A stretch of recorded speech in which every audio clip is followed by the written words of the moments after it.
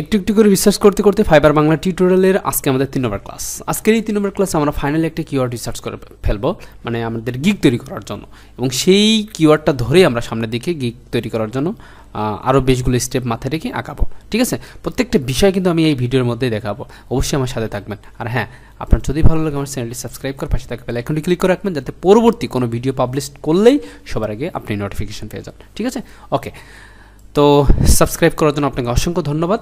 এবার চলুন আমরা ফাইনালি একটা কিওয়ার্ড রিসার্চ করি। আমি মূলত এসইওর উপর একটা কিওয়ার্ড সিলেক্ট করব, আমি মনে নির্ধারণ করছি, আর আপনাকে আমি কিছু রিকমেন্ডেশন দিব এবং কিছু অ্যাডভাইস দিব।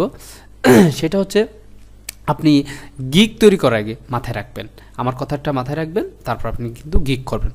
তাহলে আপনি কিন্তু মার্কেট প্লেস থেকে পড়ে যাওয়ার সম্ভাবনা কম থাকবে, ওই গিগ থেকে ব্যাড রিভিউ আসার সম্ভাবনা কম থাকবে, ওই গিগ থেকে আপনার ভালো অপরচুনিটি আসবে, ভালো রেসপন্স আসবে, ভালো অর্থ আসবে, যদি আমার এই টিপস এবং অ্যাডভাইসগুলো আপনি মাথায় রাখেন। প্রথম যেটা হচ্ছে সেটা হচ্ছে আপনি অবশ্যই যে কাজটা ভালো পারেন সেই কাজটার উপর সার্ভিস প্রোভাইড করবেন।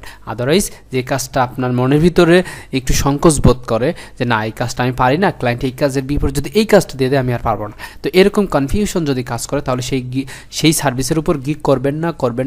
আপনাকে জোরহাত করে রিকোয়েস্ট করতেছে, যদি প্রয়োজন হয় তাহলে সেই কাজটার উপর টাইম দেন, সেই কাজটা শিখেন, ভালো করে নিজেকে স্ট্রং করেন, তারপর সেইটার উপর সার্ভিস প্রোভাইড করবেন। আর আরেকটা বিষয়, আপনি যদি নতুন হয়ে থাকেন তাহলে অবশ্যই 7টা গিগই আপনি ক্রিয়েট করবেন। আর 7টা গিগ ক্রিয়েট করার আগে আপনাকে অবশ্যই রিসার্চ করে কাজটা করবেন। আপনি র্যান্ডম কাজে লাভবেন না, রিসার্চ করবেন, ভালো রেসপন্স পাবেন, রিসার্চ করবেন না, ভালো রেসপন্স পাবেন না। সারা জীবন করে চাইয়ে থাকতে হবে, কোনো সারা শব্দ আসবে না, কোনো আর্নিং হবে না। ঠিক আছে, ওকে। তাহলে চলুন আমরা কাজটা শুরু করি। তো আমি কোন বিষয়ের উপর, আমি এসইওর উপর একটা গিগ মেক করে আপনাদেরকে সেই বিষয়টা হাতে নাতে দেখাবো। তো আমি জাস্ট এখানে সার্চ দিলাম, নর্মালি সেই গিগটার নাম হতে পারে ওয়েব 2.0 ব্যাকলিঙ্ক, এরকম কিছু একটা। তো মনে করেন আপনিও একটা গিগ নির্ধারণ করার জন্য আপনার সব কিছু মাথায় রেখে আপনি নির্ধারণ করলেন যে আপনি এই ধরনের একটা গিগ তৈরি করবেন। ঠিক আছে, সেটা হতে পারে গ্রাফিক্সের, সেটা হতে পারে ওয়েবের, সেটা হতে পারে ডিজিটাল মার্কেটিং, হোয়াটএভার। তো সেটা আপনি এইভাবে সার্চ করবেন এখানে, হ্যাঁ, সেই গিগটা ধরে। তো আমি যেহেতু ওয়েব 2 লিখলাম, আমি জানি যে আমাদের ডিজিটাল মার্কেটিংয়ের মধ্যে এসইও একটা সাবজেক্ট। ঠিক আছে, সেই সাবজেক্টের মধ্যে ব্যাকলিঙ্ক হচ্ছে একটা সাবজেক্ট। ব্যাকলিঙ্কের ভিতরে বেশগুলো স্ট্র্যাটেজি আছে, ওয়েব 2 আছে, কমেন্টস আছে, তারপর মনে করেন যে গেস্ট পোস্ট আছে, ইত্যাদি ইত্যাদি অনেক হচ্ছে গিয়ে ব্লগ কমেন্টস আছে, ইটিসি যে সমস্ত ব্যাকলিঙ্ক আছে এগুলো আছে, কারণ আমি কাজ পারি তাই জানি। ঠিক ওইভাবেই আপনি গ্রাফিক্সের কাজ পারলে গ্রাফিক্সের ভিতরে কি আছে, ব্যানার ডিজাইন আছে, লোগো ডিজাইন আছে, ইউটিউব থাম্বনেল আছে, হ্যাঁ, বসিওর আছে, তারপর অনেকগুলো আছে। তো সেইভাবে আপনি কাজ শিখেছেন এবং সেই বিষয়টা লিখে আপনি সার্চ দেবেন, দেওয়ার পর এখানে রিসার্চ করবেন। রিসার্চটা কি, এখন আমি যেটা দেখেছি সেইটা। এখন দেখেন প্রথম যে বিষয়টা আপনি ফলো করবেন সেটা হচ্ছে এখানে দেখেন এই রিলেটেড যে সার্ভিসটা, সেই সার্ভিসটা মার্কেট প্লেসে কতগুলো আছে।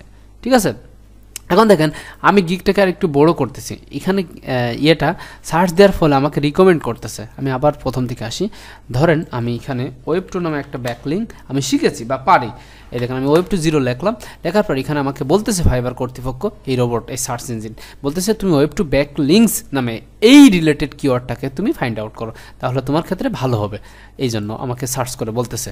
হ্যাঁ, ঠিক আছে, আমি সেটা ধরলাম, ধরার পর এখানে দেখেন আমাকে রিকমেন্ড করতেছে যে কতগুলা গিগ এই মার্কেট প্লেসে অলরেডি আছে। আমাকে একটু ওয়েট করতে হবে, লোডিং নিচ্ছে। এইখানে দেখেন চলে এসেছে, এখানে দেখেন আমাদের অনেকগুলা গিগ এখানে মূলত শো করবে। তো প্রথম যে গিগগুলো আছে সেই গিগগুলা, প্রথম যে বিষয়টা আপনি দেখবেন এই যে সার্ভিস কতগুলো আছে, এখানে খুবই কম আছে। তো এবার আপনি দ্বিতীয়ত যে বিষয়টা দেখবেন সেটা হচ্ছে এই যে ভদ্রলোকরা অলরেডি কাজ করতেছে মার্কেট প্লেসে, তারা কি আদৌ কাজ পাচ্ছে। এখানে দেখেন অলরেডি এই ভদ্রলোক 119টা কাজ কমপ্লিট করছে, 4টা অর্ডার ওনার অলরেডি আছে এই ওয়েব 2 ব্যাকলিঙ্কের ওপর। দ্বিতীয় যে ভদ্রলোকটা দেখি, ইনার দেখেন 3 নম্বরে, দ্বিতীয় ওনার লোডিং সম্পন্ন, হ্যাঁ হয়েছে। এবার দেখেন দুটো অর্ডার অলরেডি চলে আছে, 27টা অর্ডার কমপ্লিট করছে। 3 নম্বরে যে ভদ্রলোকটা আছে তিনি 4টা অর্ডার অলরেডি পেন্ডিং আছে, 100টা বেশি কাজ করেছে। এখানে দেখেন 6টা একটা কাজ পড়ে আছে। তো এরকম যদি আপনি একটু থিঙ্কিং করেন যে এইভাবে যদি কাজটা করেন, মানে এই গিগটা, এই কিওয়ার্ডটা নিয়ে যদি কাজ করেন আপনি, তাহলে বোঝা যাচ্ছে আমি ওভারঅল যে দুইটা বিষয় দেখলাম, যে কম্পিটিশন কম এবং এইটার রিলেটেড কাজটাও বেশি মার্কেট প্লেসে, তো সেই ক্ষেত্রে আমার কাজ পাওয়ার অপরচুনিটি বেড়ে যাবে বা সম্ভাবনা থাকবে।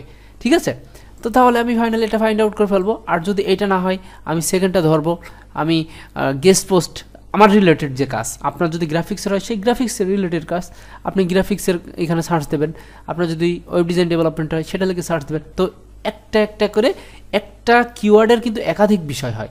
যেমন দেখেন আমি যদি ওয়েব টু 0 লিখতাম শুধু, হ্যাঁ ওয়েব টু 0 এটা লিখলে কিন্তু আমার এখানে সার্ভিস দেখাচ্ছিল যে কেমন কি কোনটা কোনটা। ঠিক আছে, আমি যদি ওয়েব টু 0 ব্যাকলিংস লিখেছি সেটার একটা দেখাচ্ছে।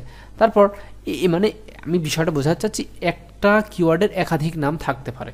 উদাহরণস্বরূপ আমি যদি বলি, আমাকে কেউ নাম ধরে ডাকবে যে রুবেল ভাই, আবার কেউ রুবেল বলবে, আবার কেউ যেমন মনে করেন রুবেল কাকা, কিংবা রুবেল জামাই, কিংবা রুবেল এরকম হটএভার, মানে আমি আপনাদেরকে বোঝাচ্ছি। তো এই যে আমি যে নামেই ডাকুক আমি কিন্তু রুবেল পার্সন একাই, তাই না? তো ঠিক তদ্রূপ আমি যে নামেই এখানে সার্চ করি না কেন, ব্যাকলিঙ্ক মূলত আমার রুলস হচ্ছে ব্যাকলিঙ্ক। তবে বিষয়টা হচ্ছে যে নামটা ভিন্নতা থাকার ফলে এখানে সার্ভিসটা একই, র্যাঙ্কিংয়ের একটা বিষয় ফ্যাক্টর করে। নামটা ভিন্নতা থাকার ফলে র্যাঙ্কিংয়ের একটা বিষয় ফ্যাক্টর লুকিয়ে থাকে ভিতরে। যেমন আমি সবচেয়ে কি স্বচ্ছন্দ বোধ করি যদি কেউ ডাকে যে রুবেল হোসাইন ভাই, এটা একটু ভালো নাম, মানে এই নামে আমাকে বেশি মানুষ সার্চ দেয় বা আমাকে বেশি মানুষ ডাকে। ঠিক আছে, তো রুবেল হোসাইন ভাই জাস্ট এই কম নামে ডাকে কি রুবেল হোসাইন ভাই ফ্রিল্যান্সার, রুবেল হোসাইন ভাই ফ্রিল্যান্সার, এটা হচ্ছে কম মানুষ ডাকে, কিন্তু এই নামে আমার কাছে কাজ কম, মানে আমার রেসপন্স কম। তো বিষয়টা হচ্ছে ওরকম, আমি ব্যাকলিঙ্ক এখানে আমার মূল যে বিষয়টা সেটা হচ্ছে ব্যাকলিঙ্ক, কিন্তু আমার উদ্দেশ্য ব্যাকলিঙ্কিং করা মানে লিঙ্কিং করা মানে এসইওর ক্ষেত্রে। তো ঠিক তদ্রূপ সার্ভিসটা মূলত একাই। তো আপনি graphic design, business card design, কিংবা বিজনেস কার্ড, কিংবা ট্রায়াঙ্গেল বিজনেস কার্ড, কিংবা রেক্টেঙ্গেল বিজনেস কার্ড এরকম, তারপর ব্ল্যাক হেড বিজনেস কার্ড এরকম হঠাৎ থাকতে পারে। তো ঠিক তদ্রূপ আপনাকে এই বিষয়টা ফাইন্ড আউট করতে হবে। আপনি এভাবে সার্চ দেবেন, কিওয়ার্ডগুলো এখানে সার্চ করে করে বেরো করবেন যে কোনটার কম্পিটিশন কত। তো আমি এখানে ধরেন আপনাকে একটু স্ট্র্যাটেজিটা দেখাচ্ছি। প্রথম দেখেন আপনি এখানে 1 নম্বরে এটা নিলেন, এটার সার্চ ভ্যালু এখানে এই যে এটা সার্ভিস অ্যাভেলেবল। তো এটা এখানে আপনি লিখবেন, যেমন এখানে লিখবেন কত, ধরেন আপনি এখানে লিখবেন যে এটা লিখলেন।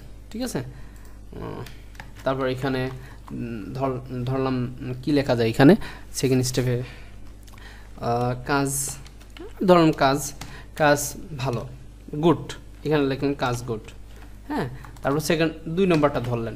2 নম্বরটা কি, do follow backlink, do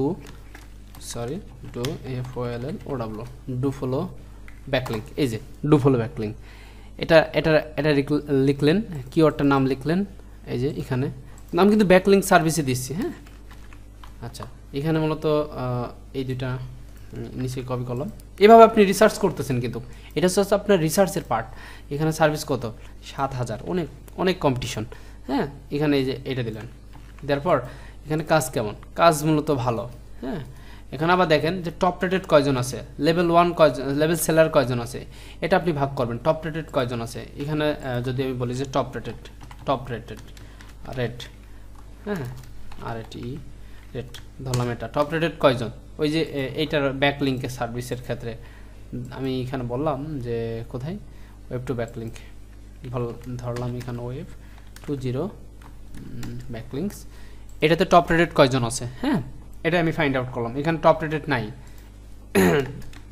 no লিখে দিলাম। তারপর এই নিচেরটা ডু ফলো ব্যাকলিঙ্কে টপ রেটেড কয়জন আছে।